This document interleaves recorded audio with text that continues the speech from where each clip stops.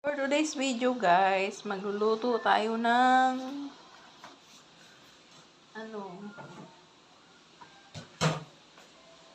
chicken, tinola. Yan ang ating chicken. Ayan yung mga lamas, yung gulay. Ayan pa yung bawang.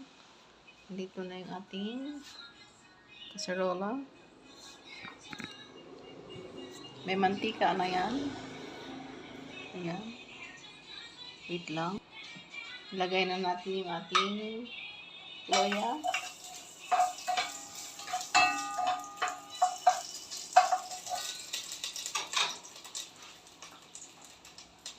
Andyan na yung ating mga recado, luya, sibuyas, at bawang. At ilalagay na natin yung ating chicken.